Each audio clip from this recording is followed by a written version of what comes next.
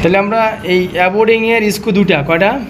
দুইটা। উপরে যে দুইটা আছে এই দুটো হলো অ্যাবোর্ডিং, লুপার অ্যাবোর্ডিং। আর ভিতরে আরেকটা আছে কলার বুশ সিস্টেম, ওখানে আছে ফিডডকের ক্যাম্প, ওখানে মার্কিং করা আছে।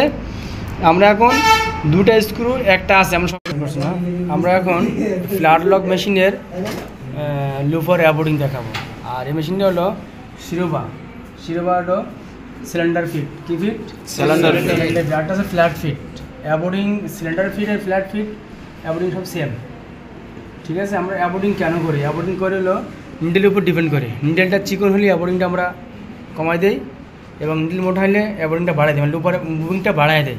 আর চিকন হলে অ্যাবোর্ডিংটা মানে লুপারের যে গ্যাপটা আছে গ্যাপটা কমাই দেয়। গ্যাপ কমানো এবং বাড়ানো এটা বলে অ্যাবোর্ডিং, ঠিক আছে। আমরা অ্যাবোর্ডিংটা করার আগে ফিডটা করে নেবো, তাহলে অ্যাবোর্ডিংটা দেখতে ভালো পাবো এবং বুঝতে পারবো। আমাদের দুইটা ফিডব্যাক হয় সবসময় লেগে, মেন ফিডব্যাক এটা, আর ডিপেন্ডেন্ট ফিডব্যাকগুলো এই সাইডটা, ঠিক আছে। আমরা এখন অ্যাবোর্ডিংটা সবাইকে ভালো মতন বোঝানোর জন্য আমরা ফিডব্যাক দুটো খুলে নিচ্ছি, ঠিক আছে। যেহেতু আমরা এটা গ্রুপে দেবো, বা আমাদের যারা পুরাতন বা নতুন ব্যাচ আছে সবাই গ্রুপ খুলে নেবা, গ্রুপে সবাই অ্যাড থাকবা, তাহলে মনে করেন সবাই দেখতে পারবা, ঠিক আছে। এটা আমরা দুটা ফিডব্যাক খুলে নেব। এটা হলো মেন ফিডব্যাক। কি ফিডব্যাক? ডিপেন্ডেন্ট ফিডব্যাক, ঠিক আছে। আর ওভারলক হলে অক্সিলারি আছে, ঠিক আছে। তাহলে আমার এক্সাক্টটা কিন্তু ক্লিয়ার না। তাহলে আমরা এখন দেখো নিডেল যখন নামতেছে লুপারের ঘাট জানতেছে, লুপারটার সাথে কোনো নিডেল এমনভাবে ধাক্কা খাবে না যাতে নিডেল ভাঙে এবং বাজে, ঠিক আছে।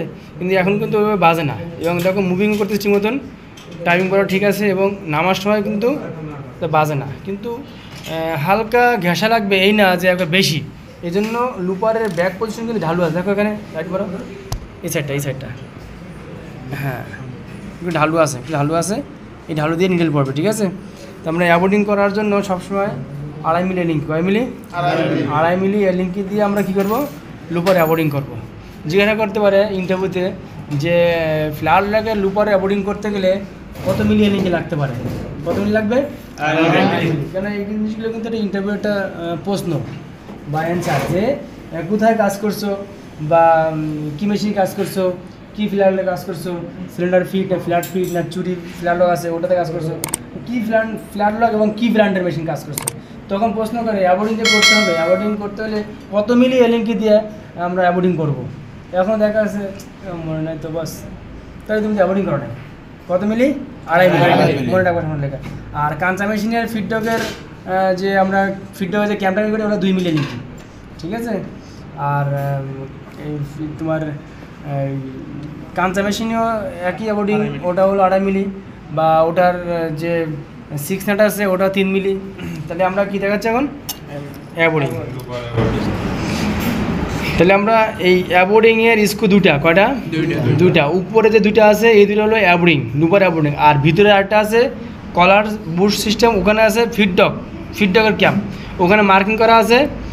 আমরা এখন দুটা স্ক্রু একটা আছে, আমরা সবসময় কাজ করি তো ওই জন্য আমাদের এখানে একটা আছে। তাহলে আমরা এখন অ্যাবোর্ডিংয়ের যে স্ক্রুটা আছে এটা লুজ করে খালি পুলি ঘুরাবো। কি ঘুরাবো?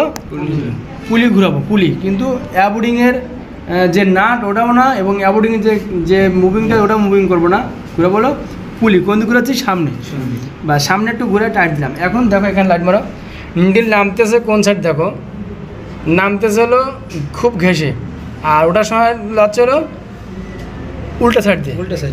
টাইমিং পজিশন যে ওটা নাই আছে, নাই নামার পজিশনটা ঠিক আছে, কিন্তু অনেক ঘেঁষে নামতেছে, কিন্তু ওটার সময় কি যাওয়ার পজিশন ঠিক নেই, উল্টা।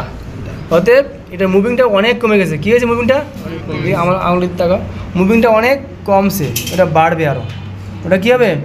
বাড়বে। ওটা অ্যাবোর্ডিংটা এত জিরো হয়েছে যে নিডেল 7 নাম্বার বা 6 নাম্বার তো হয় না, 7 নাম্বার লাগালে এটা হবে। এই যে অ্যাবোর্ডিংটা আছে এখন আছে, এটা 7 নাম্বার নিডেল লাগালে হবে, কারণ অনেক মুভিং কমছে, বুঝলেন না? যেহেতু নিডেল নামা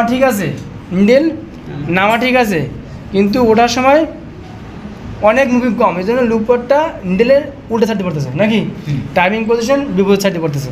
তাহলে আমরা এখন আবার লুজ করব, লুজ করে এটা একটু ঘুরাবো, সামনে হোক বা পিছনে হোক অল্প একটু ঘুরাবো।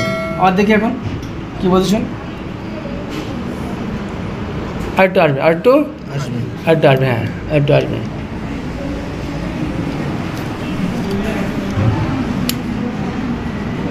আস্তে দেখি একটু আস্তে আস্তে পুলি ঘুরাবো আর পজিশনে নিয়ে আসবো। এখন পজিশনটা যে আসছে এটা বুঝবো কীভাবে, আমার মেশিনটা উল্টা ঘুরাবো, আবার কী করবো উল্টা, পুলিতে লাইট মারো একটু, হ্যাঁ দেখো উল্টা ঘুরাচ্ছি বাজে না এখানে, এবং ভাও ঘুরাচ্ছেও বাজে না, তাহলে উল্টা ঘুরালো বাজে না, ভাও ঘুরালেও বাজে না, তাহলে আমার সঠিক অ্যাবোর্ডিং ঠিক আছে, অ্যাবোর্ডিং রোটেশনটা এটা সঠিক আছে। এটা বুঝবো কীভাবে, উল্টা এবং ভাও ঘুরালেও বাজবে না, উল্টা ঘুরে বাজবে না, কারণ অপরটা কিন্তু উল্টা ঘুরাইয়া লুপের ভিতরে কিন্তু খুলবে। দেখা যাচ্ছে ওটা বডি অল্টার হয়েছে কাজ করতে করতে, দেখা যাচ্ছে আমি কাজ করতে কী হবে, মেশিনটা ভাগ ঘোরানোর পরে মেশিনটা উল্টা ঘুরাবে, ঘুরার ভিতরে বাইর করে ভিতরে অল্টারটা খুলে দেবে। এবং অপারেটর নিয়ম হলো একটু আগের থেকে মেশিন উল্টা ঘুরে ভিতরে বার করে বা অল্টারনেটে বার করে, এই জন্য 100% ভাও ঘুরবে উল্টাও ঘুরবে 100%, কারণ লুপারটা কিন্তু মুভ করতেছে, গাড়া মুভ করতেছে, বার কিন্তু মুভ করে না, এই জন্য 100% লুপার অ্যাবোর্ডিং যখন সঠিক হবে, রোটেশন সঠিক হবে, তখন ভাও ঘুরালেও বাজবে না, উল্টা ঘুরালেও বাজবে না, 100% হবে। তাহলে আমার উপর অ্যাবোর্ডিং এখন ঠিক আছে। ওকে, ধন্যবাদ।